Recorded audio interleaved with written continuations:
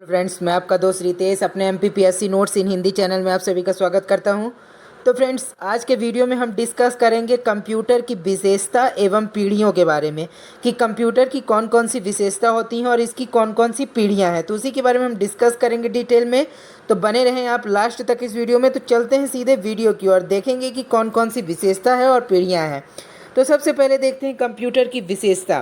Computer की निम्नलिखित विशेषताएँ होती हैं, जिनमें से पहली है गति, यानी कि स्पीड। कंप्यूटर एक सेकंड में लाखों गणनाएं कर सकता है और किसी मनुष्य द्वारा पूरे वर्ष में किए जाने वाले कार्य को कंप्यूटर कुछ ही सेकंड में कर सकता है, जो कि उसकी स्पीड को दर्शाता है कि मनुष्य द्वारा जो कार्य सालों में किया जाएगा तो वो कंप्यूटर के द्वारा एक सेकंड में ही कर दिया जाता है। तो इससे पता चलता है कि कंप्यूटर की स्पीड कितनी ज़्यादा होती है। ठीक है। और इसके बाद है त्रुटि रहित कार्य, यानी कि एक्यूरेसी, यानी कि जब कंप्यूटर कोई भी कार्य करता है, जब उसे कोई भी डेटा या प्रोग्राम दिया जाता है वर्क करने के लिए, तो वो बहुत ही एक्यूरेसी के साथ बहुत ही जो भी कार्य करता है उसमें किसी भी प्रकार की त्रुटि लगभग नहीं होती। और यदि त्रुटि आती भी है तो वो मानव की गलती के कारण आती है, ना कि कंप्यूटर के कारण। यदि प्रोग्राम वगैरह में प्रोग्रामिंग में गलती है तो ही कंप्यूटर गलत रिजल्ट दिखाएगा, अदरवाइज़ कंप्यूटर हमेशा सही रिजल्ट दिखाता है। ठीक है। तो ये एक्यूरेसी भी इसकी काफ़ी इंपॉर्टेंट फीचर है। इसके बाद है स्थायी भंडारण क्षमता, यानी कि परमानेंट स्टोरेज। मतलब कंप्यूटर में जो भी डेटा वगैरह हम स्टोर करते हैं, सूचना एवं निर्देशों को, तो वो क्या करता है, कंप्यूटर परमानेंट स्टोरेज की सुविधा प्रदान करता है, जो कि परमानेंट स्टोर कर देता है डेटा को। ठीक है।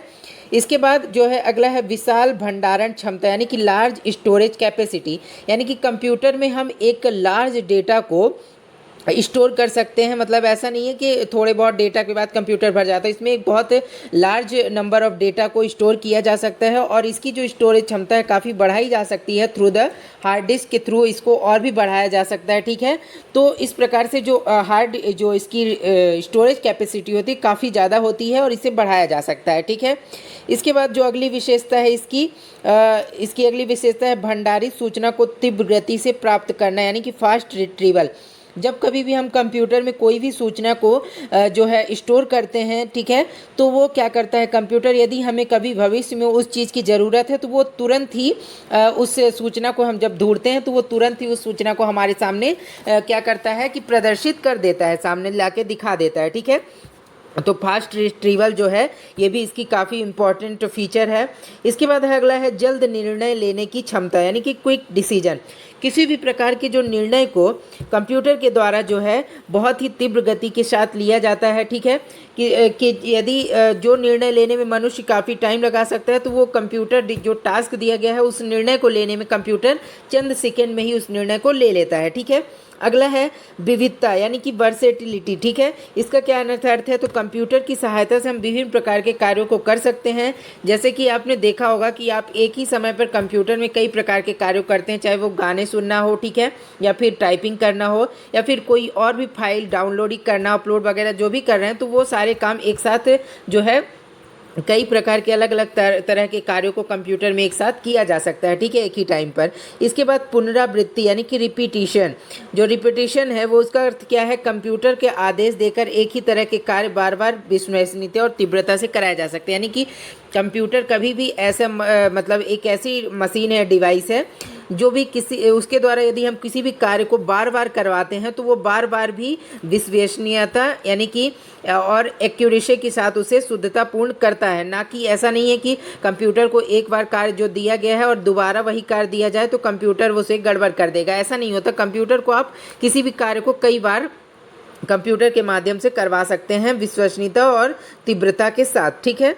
इसके बाद अगला है स्फूर्ति, यानी एजिलिटी, यानी कि कंप्यूटर को एक मशीन होने के कारण मानवीय दोषों से रहित है। इसे थकान तथा बोरियत महसूस नहीं होती और हर बार समान क्षमता से यह कार्य करता है। यानी कि जो कंप्यूटर होता है, चूँकि ये एक डिवाइस है, तो कभी भी ये मानव की तरह थकता नहीं है।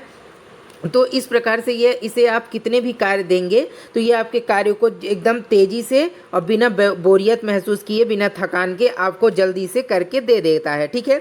और इसके बाद है अगला जो है गोपनीयता, यानी कि जो नेक्स्ट है देखते हैं वो क्या है। तो गोपनीयता यानी कि सीक्रेसी, यानी कि पासवर्ड के थ्रू हम कंप्यूटर में अपने डेटा को या भी सूचना जो भी है तो उसे हम अपनी कंप्यूटर में बहुत ही सिक्योरली जो क्या कर सकते हैं, स्टोर कर सकते हैं।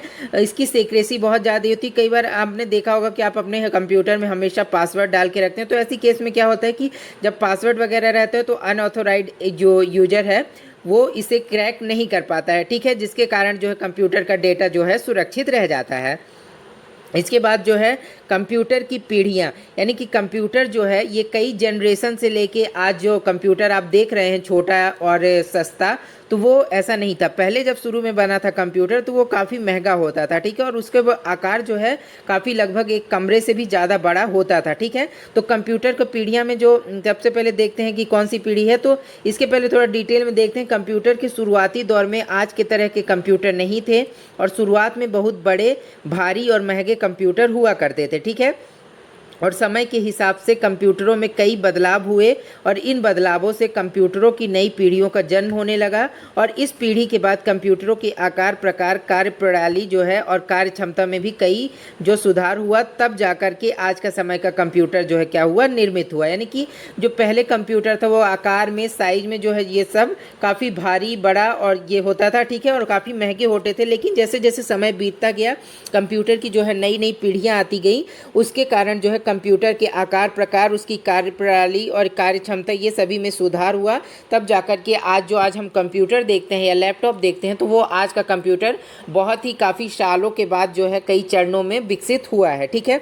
तो इसके बाद देखते हैं कि इस काल चक्र में जो कंप्यूटर का है जनरेशन, तो उसमें कई भागों में इसे बांटा गया है। तो देखते हैं सबसे पहले कौन सा है, तो प्रथम चरण यानी कि प्रथम पीढ़ी, फर्स्ट जनरेशन, जो कि 1946 से लेके 1956 तक चली। यानी कि कंप्यूटर की जो प्रथम पीढ़ी थी इसकी शुरुआत कब हुई थी, तो 1945 से मानी जाती है। और इस जनरेशन में वैक्यूम ट्यूब टेक्नोलॉजी का यूज किया गया था और इसमें मेमोरी के तौर पर चुंबकीय टेप एवं पंच कार्ड का यूज किया जाता था। अब देखते हैं नेक्स्ट जो द्वितीय पीढ़ी है, यानी कि सेकेंड जनरेशन, जो कि 1956 से लेकर 1964 तक चली। जहां पर जो है द्वितीय पीढ़ी की शुरुआत में 1956 से लेकर 1964 तक मानी जाती है और इसमें ट्रांजिस्टर का यूज किया जाने लगा था। और ठीक है, इस प्रकार से, और इसमें क्या किया जाता था, असेंबली भाषा का इसमें जो है यूज किया जाता था। इसके बाद है तीसरी पीढ़ी, यानी कि जो अगली है थर्ड जनरेशन, जो कि 1965 से लेकर 1971 तक चली। और कंप्यूटर की तीसरी पीढ़ी की जो शुरुआत है 1964 से मानी जाती है और इस जनरेशन में आईसी का प्रयोग होने लगा, इंटीग्रेटेड चिप, ठीक है। तो क्या है, आईसी का पूरा नाम इंटीग्रेटेड सर्किट होता है और आईसी का विकास 1958 में जैक किल्वी ने किया था और इसमें आईसी टेक्नोलॉजी जो कि एसएसआई का प्रयोग किया गया था। और एसएसआई का पूरा नाम जो क्या है, स्मॉल स्केल इंटीग्रेशन। और इस हाई लेवल भाषा का प्रयोग जो है प्रोग्रामिंग के लिए किया जाता है और इसे मेमोरी के लिए चुंबकीय डिस्क का प्रयोग किया जाने लगा था, ठीक है। और इसके बाद अब देखते हैं कि जो चौथी पीढ़ी है जिसमें किस चीज़ का यूज किया गया था, फोर्थ जनरेशन, जो कि 1971 से लेकर 1985 तक चली। तो इसमें जो है कंप्यूटर की चौथी पीढ़ी में 1975 से 1989 तक मानी जाती है। तो यहाँ पर फ्रेंड्स ये जो सही डेटा है ये क्या है, तो 1900 लेके यहाँ पर 1985 नहीं, 1971 से लेके 1985 तक होगा, ठीक है। तो आप ये डेटा सही है, ये वाला गलत है, ठीक है ना। तो अब तक मानी जाती है और इस जनरेशन में आईसी की आधुनिक तकनीकी का प्रयोग किया जाने लगा था, ठीक है। और आईसी की यह तकनीकी VLSI थी और इसका पूरा नाम जो था क्या था, वेरी लार्ज स्केल इंटीग्रेशन था, ठीक है। और इसमें हाई लेवल भाषा का प्रयोग जो है प्रोग्रामिंग के लिए किया जाने लगा था, फोर्थ जो जनरेशन आई थी उसमें। अब देखते हैं जो लास्ट जो है अपना है फिफ्थ जनरेशन, वो क्या है। तो फिफ्थ जनरेशन जो है कब 1985 से लेके अब तक चली आ रही है, ठीक है, जो कि कंप्यूटर की पाँचवीं पीढ़ी की शुरुआत 1989 से मानी जाती है। और इस जनरेशन में आईसी की आधुनिक तकनीकी का प्रयोग किया जाने लगा था और आईसी की यह तकनीकी ULSI थी जिसका पूरा नाम अल्ट्रा लार्ज स्केल इंटीग्रेशन है। और इसमें हाई लेवल भाषा का जो प्रयोग प्रोग्रामिंग के लिए किया जाता था जो अधिक सरल है। और इन भाषाओं में GUI इंटरफेस यानी ग्राफिकल यूज़र इंटरफेस का यूज किया जाने लगा है, ठीक है। तो इस प्रकार से आज हमने देखा कंप्यूटर की विशेषताओं के बारे में और कंप्यूटर की पीढ़ियों के बारे में कि कंप्यूटर की कौन कौन सी पीढ़ियाँ थी। ठीक है, तो आई होप कि वीडियो आपको अच्छा लगा होगा। तो फ्रेंड्स, आज के वीडियो में इतना ही। इसी तरह से नए नए वीडियो हम जल्दी अपलोड करते रहते हैं, तो उसके लिए आप बने रहें चैनल MPPSC नोट्स इन हिंदी में। और यदि अभी तक आपने उसे सब्सक्राइब नहीं किया है तो उसे सब्सक्राइब कर लें।